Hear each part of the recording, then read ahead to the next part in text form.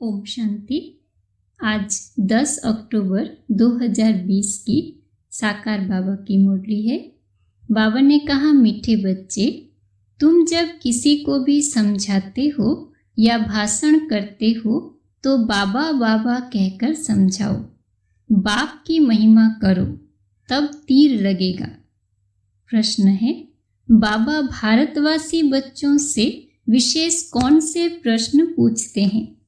उत्तर है, तुम भारतवासी बच्चे जो इतने साहूकार थे, सर्वगुण संपन्न, 16 कला संपूर्ण देवता धर्म के थे, तुम पवित्र थे, काम कटारी नहीं चलाते थे, बहुत धनवान थे, फिर तुमने इतना दिवाला कैसे निकाला है? कारण का पता है? बच्चे, तुम गुलाम कैसे बन गए? इतना सब धन दौलत कहाँ गंवा दिया? ख्याल करो, तुम पावन से पतित कैसे बन गए? तुम बच्चे भी ऐसी ऐसी बातें बाबा बाबा कह दूसरों को समझाओ तो सहज समझ जाएंगे। ओम शांति। ओम शांति कहने से भी बाप जरूर याद आना चाहिए। बाप का पहला पहला कहना है, मन मना भव। जरूर आगे भी कहा है, तब तो अभी भी कहते हैं ना। तुम बच्चे बाप को जानते हो। जब कहाँ भी सभा में भाषण करने जाते हो, वो लोग तो बाप को जानते नहीं, तो उनको भी ऐसा कहना चाहिए कि शिव बाबा कहते हैं, वही पतित पावन है। जरूर पावन बनाने के लिए यहाँ आकर समझाते हैं। जैसे बाबा यहाँ तुमको कहते हैं, हे बच्चों, तुमको स्वर्ग का मालिक बनाया था। तुम आदि सनातन देवी देवता धर्म वाले विश्व के मालिक थे। वैसे तुमको भी बोलना चाहिए कि बाबा ये कहते हैं। ऐसे कोई के भाषण का समाचार आया नहीं है। शिव बाबा कहते हैं, मुझे ऊंचते ऊंच मानते हो, पतित पावन भी मानते हो। मैं आता भी हूँ भारत में और राजयोग सिखलाने आता हूँ। कहता हूँ, मामे कम याद करो, मुझ ऊंच बाप को याद करो, क्योंकि वो बाप देने वाला दाता है। बरोबर भारत में तुम विश्व के मालिक थे ना, दूसरा कोई धर्म नहीं था। बाप हम बच्चों को समझाते हैं, हम फिर आपको समझाते हैं। बाबा कहते हैं, तुम भारतवासी कितने साहूकार थे, सर्वगुण संपन्न, 16 कला संपूर्ण देवता धर्म था, तुम पवित्र थे, काम कटारी नहीं चलाते थे, बहुत धनवान थे। फिर बाप कहते हैं, तुमने इतना दिवाला कैसे निकाला है? कारण का पता है? तुम विश्व के मालिक थे, अभी तुम विश्व के गुलाम क्यों बने हो? सभी से कर्जा लेते रहते हो, इतने सब पैसे कहाँ गए? जैसे बाबा भाषण कर रहे हैं, वैसे तुम भी भाषण करो तो बहुतों को आकर्षण हो। तुम लोग बाबा को याद नहीं करते हो तो किसी को तीर लगता नहीं, वो ताकत नहीं मिलती। नहीं तो तुम्हारा एक ही भाषण ऐसा सुने तो कमाल हो जाए। शिव बाबा समझाते हैं, भगवान तो एक ही है जो दुख हरता सुख करता है, नई दुनिया स्थापन करने वाला है। इसी भारत पर स्वर्ग था, हीरे जवाहरातों के महल थे, एक ही राज्य था, सब खीर खंड थे। जैसे बाप की महिमा अपरम अपार है, वैसे भारत की महिमा भी अपरम अपार है। भारत की महिमा सुनकर खुश होंगे। बाप बच्चों से पूछते हैं, इतना धन दौलत कहाँ गवा दिया? भक्ति मार्ग में तुम कितना खर्चा करते आए हो, कितने मंदिर बनाते हो? बाबा कहते हैं, ख्याल करो, तुम पावन से पतित कैसे बने हो? कहते भी हो ना, बाबा दुख में आपका सिमरन करते हैं, सुख में नहीं करते। परंतु दुखी तुमको बनाता कौन है? घड़ी घड़ी बाबा का नाम लेते रहो, तुम बाबा का संदेश देते हो। बाबा कहते हैं हमने तो स्वर्ग शिवालय स्थापन किया, स्वर्ग में इन लक्ष्मी नारायण का राज्य था ना, तुम ये भी भूल गए हो। तुमको ये भी पता नहीं है कि राधे कृष्ण ही स्वयंवर के बाद लक्ष्मी नारायण बनते हैं। कृष्ण जो विश्व का मालिक था, उनको कलंक बैठ लगाते हो, मेरे को भी कलंक लगाते हो। मैं तुम्हारा सदगति दाता, तुम मुझे कुत्ते बिल्ली कण कण में कह देते हो। बाबा कहते हैं तुम कितने पतित बन गए हो। बाप कहते हैं सर्व का सदगति दाता पतित पावन मैं हूँ, तुम फिर पतित पावनी गंगा कह देते हो। मेरे से योग न लगाने से तुम और ही पतित बन पड़ते हो। मुझे याद करो तो तुम्हारे विकर्म विनाश होंगे। घड़ी घड़ी बाबा का नाम लेकर समझाओ तो शिव बाबा याद रहेगा। बोलो हम बाप की महिमा करते हैं। बाप खुद कहते हैं मैं कैसे साधारण पतित तन में बहुत जन्मों के अंत में आता हूँ, इनके ही बहुत जन्म है, ये अब मेरा बना है तो इस रथ द्वारा तुमको समझाता हूँ। ये अपने जन्मों को नहीं जानते हैं, भागीरथ ये है, इनके भी वानप्रस्थ अवस्था में मैं आता हूँ। शिव बाबा ऐसे समझाते हैं, ऐसा भाषण किसी का सुना नहीं है।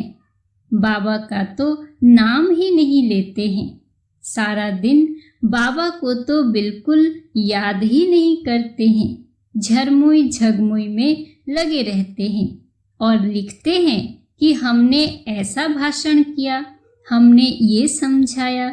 बाबा समझते हैं कि अभी तो तुम चींटियां हो, मकोड़े भी नहीं बने हो और अहंकार कितना है। समझते नहीं कि शिव बाबा ब्रह्मा द्वारा कहते हैं। शिव बाबा को तुम भूल जाते हो, ब्रह्मा पर झट बिगड़ते हैं।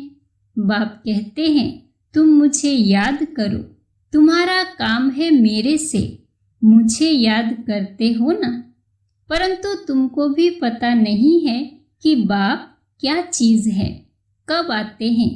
गुरु लोग तुमको कहते हैं कि कल्प लाखों वर्ष का है और बाप कहते हैं कल्प है ही 5000 वर्ष का। पुरानी दुनिया सो फिर नई होगी, नई सो फिर पुरानी होती है। अब नई दिल्ली है कहाँ?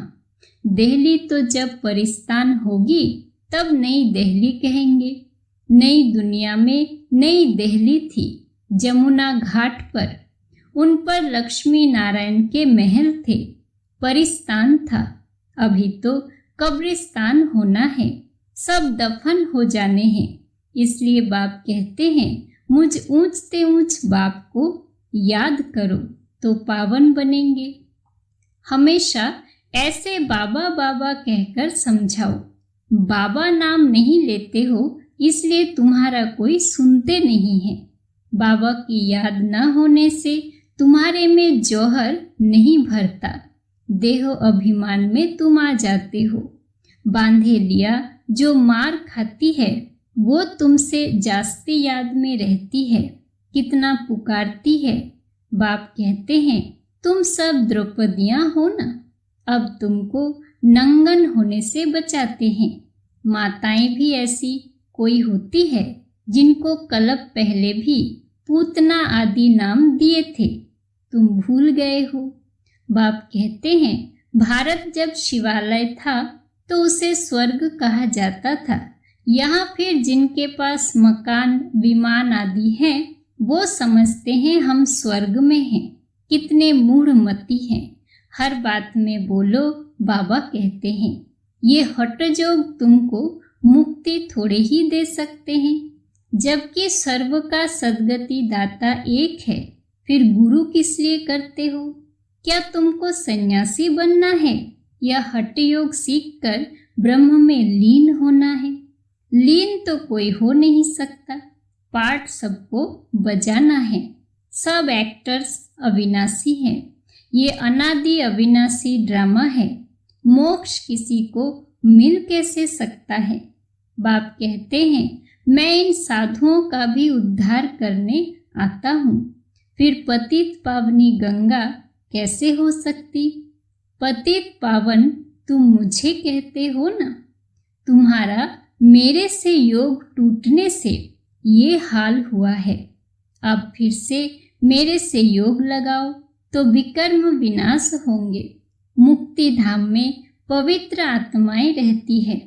अभी तो सारी दुनिया पतित है। पावन दुनिया का तुमको मालूम ही नहीं है। तुम सब पुजारी हो, पूज्य एक भी नहीं। तुम बाबा का नाम लेकर सबको सुजाग कर सकते हो। बाप जो विश्व का मालिक बनाते हैं उनकी तुम ग्लानि बैठ करते हो। श्री कृष्ण छोटा बच्चा सर्वगुण संपन्न, वो ऐसा धंधा कैसे बैठ करेगा? और कृष्ण सबका फादर हो कैसे सकता? भगवान तो एक होता है ना। जब तक मेरी श्रीमत पर नहीं चलेंगे तो कट कैसे उतरेगी? तुम सबकी पूजा करते रहते हो तो क्या हालत हो गई। इसलिए फिर मुझे आना पड़ता है। तुम कितने धर्म भ्रष्ट हो गए हो। बताओ, हिंदू धर्म किसने कब स्थापन किया? ऐसी अच्छी ललकार से भाषण करो। तुमको घड़ी घड़ी बाप याद ही नहीं आता है। कभी कभी कोई लिखते हैं कि हमारे में तो जैसे बाबा ने आकर भाषण किया। बाबा बहुत मदद करते रहते हैं। तुम याद की यात्रा में नहीं रहते हो, इसलिए चींटी मार्ग की सर्विस करते हो। बाबा का नाम लेंगे तभी किसी को तीर लगेगा। बाबा समझाते हैं, बच्चे तुमने ही ऑल राउंड 84 का चक्र लगाया है तो तुमको ही आकर समझाना पड़े। मैं भारत में ही आता हूँ। जो पूज्य थे वो पुजारी बनते हैं। मैं तो पूज्य पुजारी नहीं बनता हूँ। बाबा कहते हैं ये धुन लगा देनी चाहिए। तुम जब ऐसे ऐसे भाषण करो, जब ऐसा हम सुने तब समझे कि अब तुम चींटी से मकोड़े बने हो। बाबा कहते हैं मैं तुमको पढ़ाता हूँ, तुम सिर्फ माँ में कम याद करो। इस रथ द्वारा तुमको सिर्फ कहता हूँ कि मुझे याद करो। रथ को थोड़े ही याद करना है। बाबा ऐसे कहते हैं, बाबा ये समझाते हैं, ऐसे ऐसे तुम बोलो, फिर देखो तुम्हारा कितना प्रभाव निकलता है। बाप कहते हैं देह सहित सभी संबंधों से बुद्धि का योग तोड़ो, अपनी देह भी छोड़ो तो बाकी रही आत्मा। अपने को आत्मा समझ मुझ बाप को याद करो। कई कहते हैं अहम ब्रह्मास्मि, माया के हम मालिक हैं।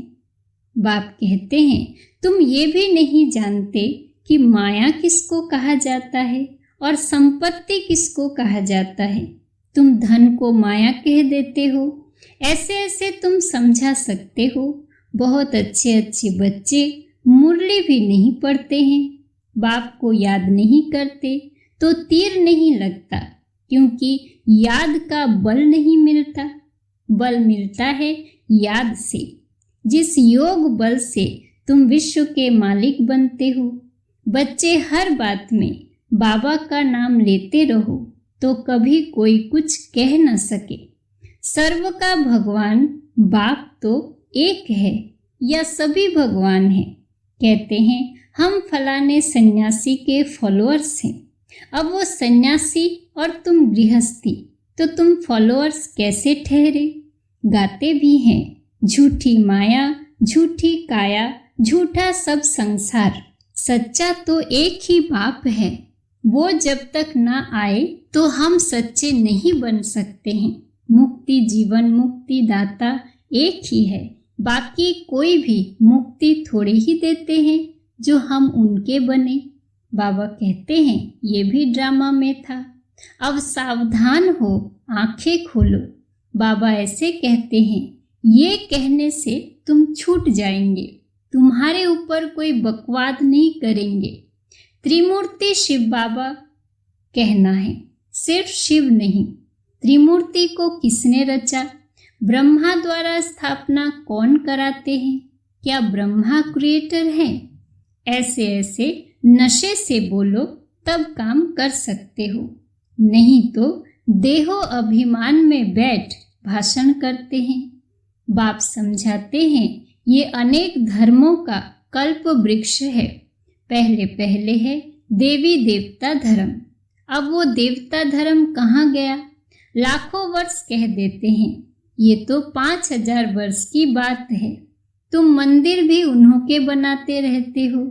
दिखाते हैं पांडवों और कौरवों की लड़ाई लगी, पांडव पहाड़ों पर गल मरे, फिर क्या हुआ? मैं कैसे हिंसा कराऊंगा? मैं तुमको अहिंसक वैष्णव बनाता हूँ। न काम कटारी चलाना, उसको ही वैष्णव कहते हैं। वो है विष्णु की वंशावली। अच्छा, मीठे मीठे सिक्की लधे बच्चों प्रति माता पिता बाप दादा का याद प्यार और गुड मॉर्निंग। रूहानी बाप की रूहानी बच्चों को नमस्ते। धारणा के लिए मुख्य सार। पहला है, सर्विस में सफलता प्राप्त करने के लिए अहंकार को छोड़ हर बात में बाबा का नाम लेना है। याद में रहकर सेवा करनी है। झरमुई झगमुई में अपना टाइम वेस्ट नहीं करना है। दूसरा, सच्चा सच्चा वैष्णव बनना है। कभी भी हिंसा नहीं करनी है। देह सहित सभी संबंधों से बुद्धि योग तोड़ देना है। वरदान है, विश्व कल्याण के कार्य में सदा बिजी रहने वाले विश्व के आधार मूर्त भव। विश्व कल्याणकारी बच्चे स्वप्न में भी फ्री नहीं रह सकते। जो दिन रात सेवा में बिजी रहते हैं, उन्हें स्वप्न में भी कई नई नई बातें, सेवा के प्लान व तरीके दिखाई देते हैं। वे सेवा में बिजी होने के कारण अपने पुरुषार्थ के व्यर्थ से और औरों के भी व्यर्थ से बचे रहते हैं। उनके सामने बेहद विश्व की आत्माएं सदा इमर्ज रहती है। उन्हें जरा भी अलबेलापन आ नहीं सकता। ऐसे सेवाधारी बच्चों को आधार मूर्त बनने का वरदान प्राप्त हो जाता है। स्लोगन है, संगम युग का एक एक सेकंड वर्षों के समान है, इसलिए अलबेलेपन में समय नहीं गंवाओ।